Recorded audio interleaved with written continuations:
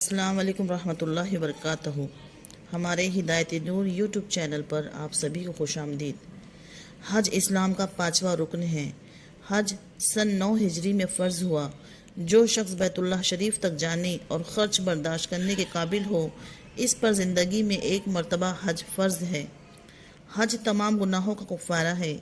حج مبرور کا بدلہ جنت ہے، جنت۔ رسول اللہ صلی اللہ علیہ وسلم نے فرمایا کہ اے لوگو، تم پر حج فرض ہے، لہٰذا اس کو ادا کرنے کی فکر کرو۔ حضور صلی اللہ علیہ وسلم نے فرمایا کہ حج کا ارادہ کر کے گھر سے نکلنے کے بعد تمہاری سواری اونٹنی جو ایک قدم رکھتی ہے یا اٹھاتی ہے، تمہارے اعمال میں ایک نیکی لکھی جاتی ہے اور ایک گناہ معاف ہوتا ہے۔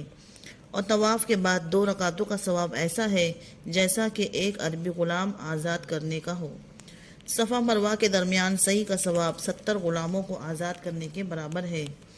اور عرفات کے میدان میں جب لوگ جمع ہوتے ہیں تو حق تعالی شانہ دنیا کے آسمان پر اتر کر فرشتوں سے فخر کے طور پر فرماتے ہیں کہ میرے بندے دور دور سے پراغندہ بال آئے ہوئے ہیں، میری رحمت کے امیدوار ہیں۔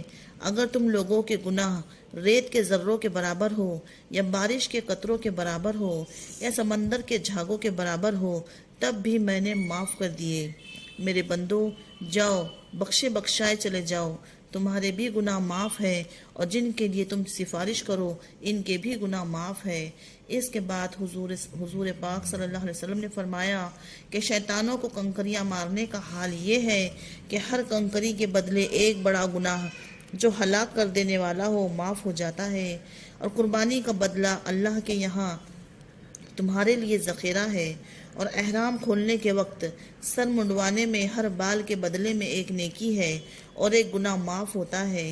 اس کے بعد جب آدمی طواف زیارت کرتا ہے تو ایسے حال میں طواف کرتا ہے کہ اس پر کوئی گناہ نہیں ہوتا، اور ایک فرشتہ مونڈوں کے درمیان ہاتھ رکھ کر کہتا ہے کہ آئندہ از سر نو اعمال کر، تیرے پچھلے تمام گناہ معاف ہو چکے۔